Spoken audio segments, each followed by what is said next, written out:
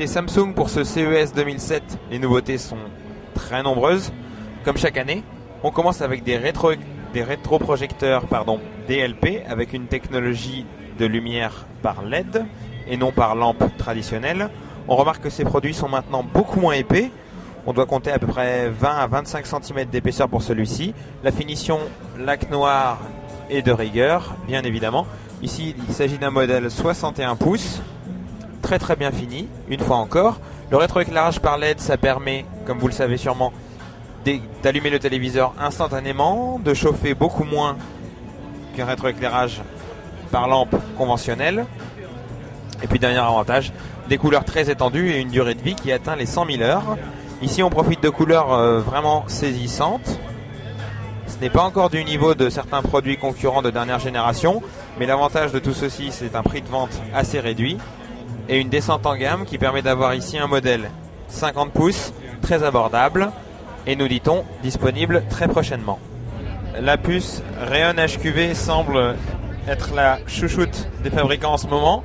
Voici le BDP 1200, le prochain lecteur de Blu-ray de Samsung. Un produit assez intéressant au niveau de la qualité d'image. C'est très piqué, la réduction de bruit est assez efficace. Et on remarque qu'il dispose d'une sortie HDMI 1.3, d'une connexion Anynet Plus par le HDMI, qu'il peut décoder les formats audio Dolby Digital Plus, on ne parle pas encore de True HD, et qu'il ne dispose d'une sortie 1080p par up conversion, quels que soient les contenus. Encore une démonstration technologique, cette fois-ci vraiment intéressante puisque l'on voit l'évolution. Au centre, on dispose d'un rétroéclairage conventionnel avec un affichage 50 ou 60 Hz. C'est votre téléviseur LCD classique, la plupart vendus en 2006 sont de ce type. À côté, on a un affichage 120 Hz. 120 Hz, pourquoi? Parce qu'on double la fréquence de balayage en insérant des images noires entre chaque image. On voit déjà un léger gain de netteté. Sur votre ordinateur, vous ne pourrez pas le voir, mais ici en pratique, on s'en rend compte. Et finalement, il y a le LED Blue Scanning. C'est la dernière évolution de ce procédé. On éteint les diodes très très rapidement lorsque l'on passe d'une image à l'autre. Et on peut vous le dire, le résultat est vraiment net pour de la technologie LCD. Si vous disposez d'un téléviseur LCD ou plasma de marque Sony, Samsung ou tout autre compatible avec cette fixation, vous pouvez utiliser l'auto wall mount. Malheureusement, le contrôle avec la télécommande du téléviseur ne pourra s'opérer que si vous avez un modèle Samsung. Côté téléviseur LCD, on retrouve toute une gamme d'écrans plats jusqu'aux 40 pouces avec un design inspiré des productions précédentes. Là encore, tout en rondeur, beaucoup de reflets, beaucoup de lac, un plastique de très bonne qualité. Encore une démonstration technologique chez Samsung. Ici, il s'agit du Super High Contrast LCD TV. De quoi s'agit-il? Tout simplement, vous avez sur la gauche un téléviseur équipé d'un rétroéclairage conventionnel. L'intégralité de la lumière est la même à quelques points de l'image. Sur la droite, on a un contraste de 100 000 pour 1 qui est obtenu en éteignant en fait certaines parties de l'image. Ici, le rétroéclairage par LED est éteint. À ces endroits, il est à forte puissance et on voit qu'à proximité, il y a des petits halos blanchâtres. Signe que les LED ne sont pas tout le temps éteintes.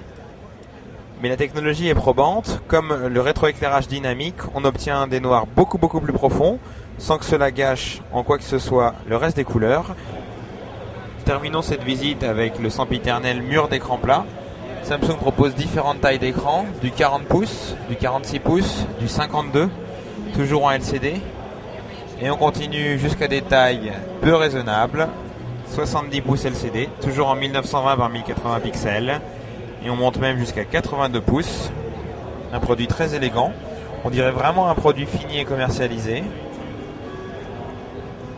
Mais c'est évidemment le 70 pouces qui propose la meilleure image pour l'instant. Et les 52, 46 et 40 pouces qui seront les meilleures ventes cette année avec des baisses de prix programmées vraiment intéressantes. En matière d'écran plasma, Samsung a un catalogue assez étendu. Tout en haut, les LCD 32 pouces sont complétés par des écrans plasma 42 et plutôt 50 pouces, 53 pouces. En bas, 63 pouces de nouvelle génération Full HD avec une très belle image. On continue avec ce modèle 80 pouces déjà présenté il y a maintenant 2 ans. Il est assez fin, il chauffe assez peu, mais le gros morceau, évidemment, ce n'est pas ce deuxième écran 80 pouces, cet énorme écran plasma 102 pouces Full HD.